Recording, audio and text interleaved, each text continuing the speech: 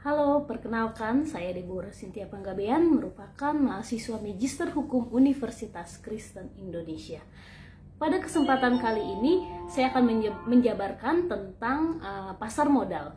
Warren Buffett, salah seorang investor legendaris di Amerika Serikat sekaligus CEO Berkshire Hathaway, yang juga tercatat sebagai orang ketiga terkaya versi majalah Forbes tahun 2015, pernah mengatakan, "Never depend on single income to make investment to create a second source." Jangan hanya bergantung pada satu pendapatan, berinvestasilah untuk menciptakan pendapatan lain. Dan beliau juga pernah mengatakan, jika kamu tidak menemukan cara untuk menghasilkan uang di saat kamu tertidur, maka kamu akan terus bekerja keras sampai mati. Nah, pasar modal sendiri menjadi salah satu wadah investasi yang cukup familiar di masyarakat, di samping investasi melalui properti dan melalui emas. Pasar modal yang kita kenal dengan istilah capital market merupakan pasar berbagai instrumen keuangan jangka panjang yang bisa diperjualbelikan, baik surat utang, obligasi, equity atau saham, reksadana, instrumen lainnya yang diperjualbelikan. Nah, pasar modal merupakan sarana pendanaan bagi perusahaan maupun institusi lainnya, misalnya pemerintah, dan sebagai sarana kegiatan berinvestasi. Dengan demikian, pasar modal memfasilitasi berbagai sarana dan prasarana kegiatan jual beli dan kegiatan terkait lainnya. Pasar modal merupakan kegiatan yang berhubungan dengan penawaran umum dan perdagangan efek perusahaan publik yang berkaitan dengan efek yang diterbitkannya, serta lembaga dan profesi yang berkaitan dengan efek. Pasar modal menyediakan berbagai alternatif bagi para investor selain alternatif investasi lainnya, seperti menabung di bank, membeli emas, asuransi tanah dan bangunan, dan sebagainya. Pasar modal bertindak sebagai penghubung. Pasar modal adalah pasar yang beroperasi secara terorganisir, di mana terdapat aktivitas perdagangan surat-surat berharga seperti saham, ekuitas, surat pengakuan hutang, obligasi, dan surat berharga lainnya yang diterbitkan oleh pemerintah maupun perusahaan swasta dengan memanfaatkan jasa perantara, komisioner, dan underwriter. Pemain langsung yang terlibat di pasar modal dan lembaga penunjang yang terlibat langsung dalam proses transaksi antara pemain utama sebagai berikut. Yang pertama ada emiten. Emiten adalah suatu perusahaan yang melakukan emisi baik yang berupa saham maupun obligasi. Yang kedua, investor. Pemodal yang membeli atau menanamkan modalnya di perusahaan yang melakukan emisi. Ketiga, penjamin emisi atau underwriter. Lembaga yang menjamin terjualnya saham atau obligasi sampai batas waktu tertentu dan dapat memperoleh dana yang diinginkan emiten. Yang ketiga, agen penjualan, pihak yang menjual efek dari perusahaan yang akan go public tanpa kontrak dengan emiten yang bersangkutan. Lalu ada pialang atau broker, yaitu perantara antara si penjual atau emiten dengan si pembeli atau investor dalam jual beli efek. Lembaga dan struktur di pasar modal. Nah, ada beberapa lembaga dan struktur pasar modal yang ada di Indonesia. Berikut lembaga pasar modal di Indonesia. Yang pertama ada Otoritas Jasa Keuangan yang menggantikan fungsi Badan Pengawas Pasar Modal sebagai pengawas seluruh aktivitas yang terjadi di pasar modal. Yang kedua, Bursa Efek. Saat ini ada dua bursa efek, yaitu Bursa Efek Jakarta dan Bursa Efek Surabaya. Namun sejak akhir tahun 2007, Bursa Efek Surabaya melebur ke Bursa Efek Jakarta sehingga menjadi satu, yaitu Bursa Efek Indonesia. Lalu ketiga ada perusahaan efek. Keempat, lembaga clearing dan penjaminan yang saat ini dilakukan oleh PT Clearing Penjaminan Efek Indonesia atau PT KPEI. Lalu kelima, lembaga penyimpanan dan penyelesaian. Saat ini dilakukan oleh PT Kustodian Sentral Efek Indonesia atau PT KSEI. Nah, secara histori pasar modal sendiri telah hadir jauh sebelum Indonesia merdeka. Pasar modal atau bursa efek telah hadir sejak zaman kolonial Belanda, tepatnya pada tahun 1912 di Batavia. Pasar modal ketika itu didirikan oleh pemerintah Hindia Belanda untuk kepentingan pemerintah kolonial atau VOC. Meskipun pasar modal telah ada sejak tahun 1912, perkembangan dan pertumbuhan pasar modal tidak berjalan seperti yang diharapkan. Bahkan pada beberapa periode kegiatan pasar modal mengalami kevakuman. Hal tersebut disebabkan oleh beberapa faktor seperti Perang Dunia ke-1 dan ke-2, perpindahan kekuasaan dari pemerintah kolonial kepada pemerintah Republik Indonesia, dan berbagai kondisi yang menyebabkan operasi bursa efek tidak dapat berjalan sebagaimana mestinya. Pemerintah Indonesia mulai mengaktifkan kembali pasar modal pada tahun 1977, dan beberapa tahun kemudian pasar modal mengalami pertumbuhan seiring dengan berbagai insentif dan regulasi yang dikeluarkan oleh pemerintah. Pasar modal itu sendiri sudah diatur di dalam Undang-Undang Nomor 8 Tahun 1995 tentang pasar modal. Nah, undang-undang ini terdiri dari beberapa ketentuan umum mengenai Undang-Undang Pasar Modal yang berisi tentang definisi, pengertian, serta aturan dan ketentuan mengenai pasar modal, yang di dalamnya berisi tentang seperti bagan undang-undang pada umumnya ya, misalnya bab 1 ketentuan umum. Nah, pada ketentuan umum ini di Undang-Undang Pasar Modal menjelaskan mengenai definisi, pengertian, serta aturan dan ketentuan yang diatur di Undang-Undang Pasar Modal. Lalu pada bab 2 tentang Badan Pengawas Pasar Modal, aturan mengenai fungsi dan peran otoritas serta tanggung jawab yang dimiliki oleh Badan Pengawas Pasar Modal. Lalu yang bab ketiga membicarakan mengenai bursa efek, lembaga clearing dan penjaminan, serta lembaga penyimpanan dan penyelesaian. Memberikan pemaparan fungsi, syarat, dan ketentuan mengenai aktivitas di bursa efek, lembaga clearing dan penjaminan, serta lembaga penyimpanan dan penyelesaian. Lalu bab 4 berbicara mengenai reksadana, yaitu aturan mengenai bentuk dan sifat reksadana serta ketentuan mengenai pengelolaan reksadana.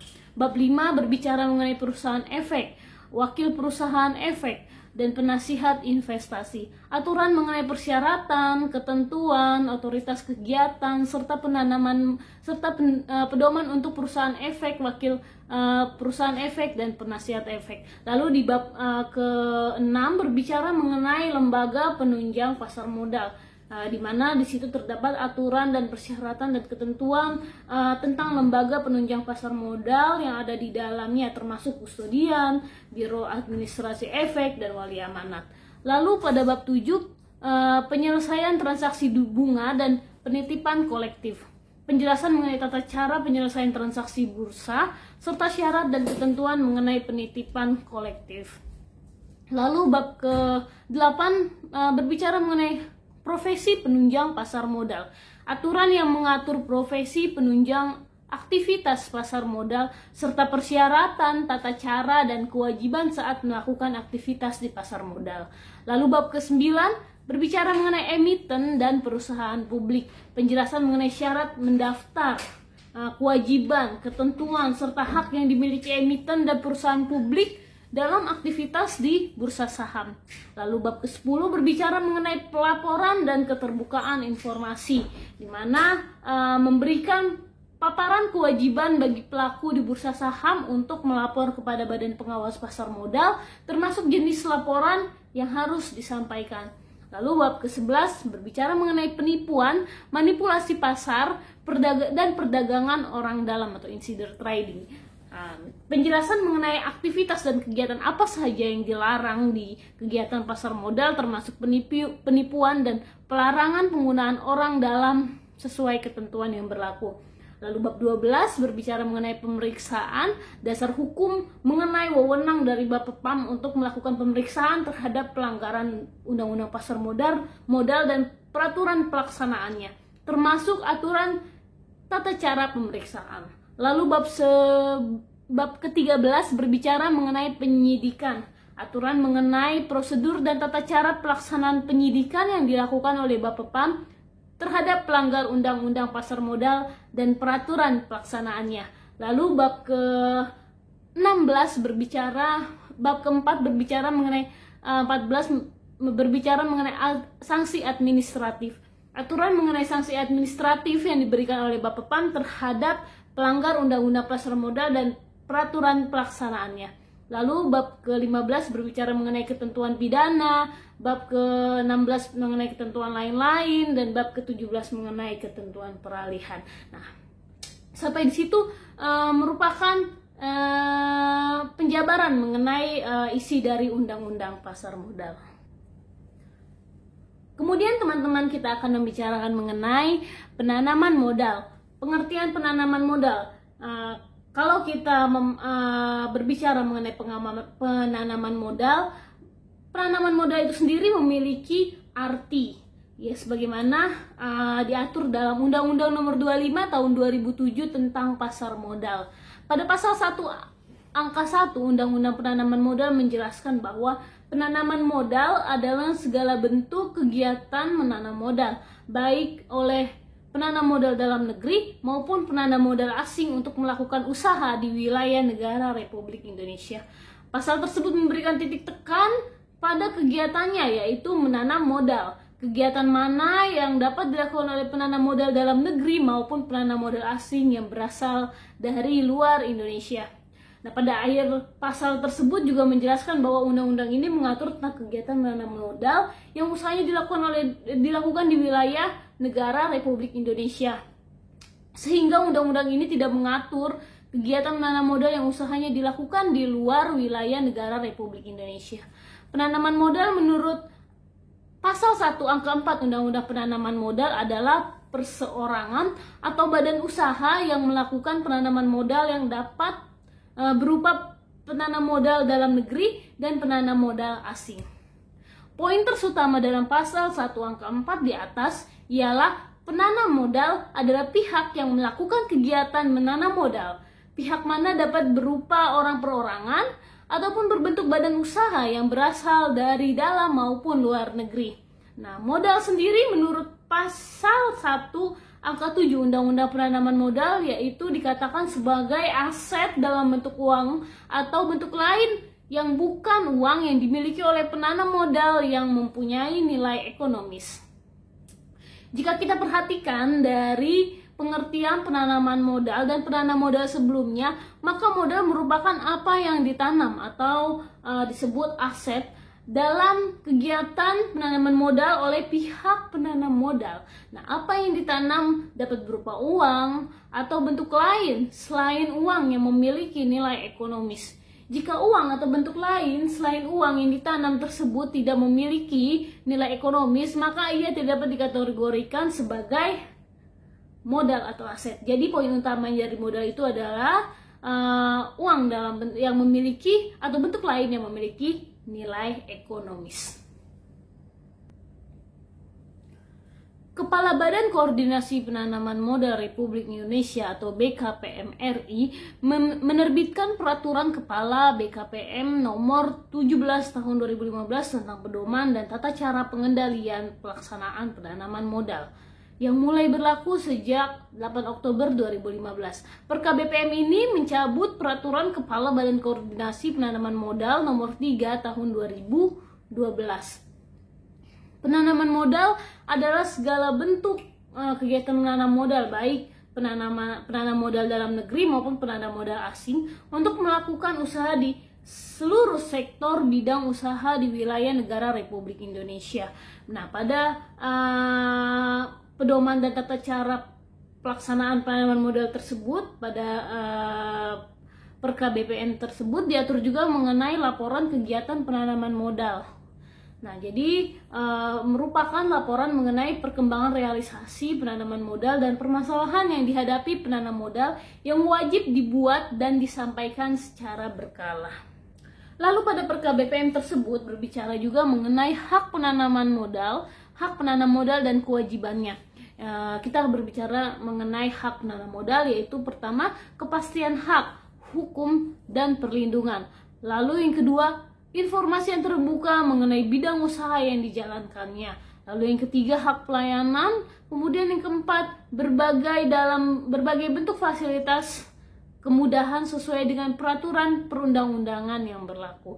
Lalu kewajiban penanam modal yang pertama, meningkatkan kompetensi, tenaga kerja WNI melalui pelatihan kerja dengan dan sesuai ketentuan peraturan perundang-undangan. Lalu yang kedua, menyelenggarakan pelatihan dan melakukan alih teknologi kepada tenaga kerja WNI sesuai dengan peraturan yang berlaku. Lalu ketiga, menerapkan prinsip tata kelola perusahaan yang baik, good corporate governance. Lalu yang keempat, melaksanakan tanggung jawab sosial perusahaan. Yang kelima, membuat dan menyampaikan LKPM. Yang keenam, menyampaikan laporan realisasi importisasi mesin, barang, dan bahan. Lalu yang ketujuh, melaporkan realisasi importasi berdasarkan API. Yang kedelapan, menghormati tradisi budaya masyarakat sekitar lokasi kegiatan usaha penanaman modal. Yang kesembilan, mematuhi seluruh ketentuan peraturan perundang-undangan. Yang kesepuluh, mengalokasikan dana secara bertahap untuk pemulihan lokasi yang memenuhi standar kelayakan lingkungan hidup bagi perusahaan yang mengusahakan sumber daya alam yang tidak terbarukan, yaitu pelaksanaan sesuai dengan ketentuan peraturan perundang-undangan. Kemudian tata cara pemantauan pelaksanaan kegiatan penanaman modal itu seperti apa? Nah, kegiatan pemantauan ini dilaksanakan terhadap penanaman modal baik yang masih dalam tahap konstruksi atau tahap pembangunan maupun penanaman modal yang telah diproduksi atau operasi komersial telah ada izin usaha. Kegiatan penanaman modal yang dilakukan melalui pengumpulan, verifikasi, evaluasi data, dan realisasi kegiatan penanaman modal yang tercantum dalam laporan kegiatan penanaman modal yang disampaikan oleh perusahaan sesuai dengan perizinan penanaman modal yang dimiliki oleh perusahaan. Perusahaan yang telah memperoleh perizinan penanaman modal wajib membuat dan menyampaikan LKPM secara berkala dan disampaikan kepada BKPM, BPM PTSP Provinsi, BPM PTSP Kabupaten atau Kota, dan Kepala Badan Pengusahaan KPBPP apabila lokasi proyek berada di wilayah KPBPD, dan administrator KEK apabila lokasi proyek berada dalam wilayah KEK. Nah, kita juga akan berbicara mengenai tata cara pembinaan pelaksanaan penanaman modal yang akan dilaksanakan melalui pertama, bimbingan sosialisasi, workshop, bimbingan teknis atau dialog investasi mengenai ketentuan pelaksanaan penanaman modal dan atau jenis pengendalian pelaksanaan penanaman modal. Lalu yang kedua, pemberian konsultasi pengendalian pelaksanaan penanaman modal sesuai dengan ketentuan peraturan perundang-undangan. Yang ketiga, fasilitasi penyelesaian permasalahan yang dihadapi penanam modal dalam merealisasikan penanaman modalnya. Nah, teman-teman, sedikit banyak kita telah membahas mengenai dunia pasar modal. Saham merupakan instrumen investasi dengan risiko cukup besar dibanding instrumen investasi lainnya, tetapi saham memberikan imbal balik pula dan keuntungan yang besar pula. Jadi seimbang seperti itu ya, maksudnya risikonya cukup besar tetapi umpan baliknya juga imbal baliknya juga cukup besar. Nah, berinvestasi di pasar modal memang memiliki karakteristik risiko dan return atau imbal balik di atas rata-rata investasi produk perbankan lainnya seperti deposito atau tabungan berjangka. Namun ada pula risiko investasi di pasar modal yang harus dipahami dengan baik agar Anda memaksimalkan keuntungan dan meminimalisir kerugiannya. Nah, sebagai calon investor, sebelum Anda memutuskan untuk menanamkan dana di pasar modal dan bermain saham, ada hal mendasar yang harus dipahami, yakni kemauan untuk belajar tentang tata cara investasi saham dan mengenali tipe profil risiko investasi Anda. Jadi belajar saham itu dibilang cukup mudah, apalagi kini ada berbagai macam kemudahan untuk mendapatkan informasinya. Kuncinya kita harus rajin-rajin membaca informasi dari internet, buku, majalah keuangan, riset hasil lembaga keuangan, dan berkonsultasi dengan penasihat investasi.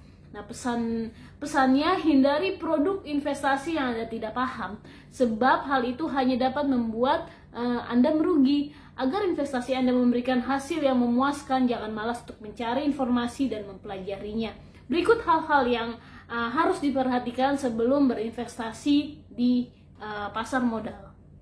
Yang pertama, kenali dulu saham perusahaan yang akan dibeli dan bisnis yang dijalankan apa. Semakin banyak informasi yang kita peroleh, semakin banyak pula pertimbangan.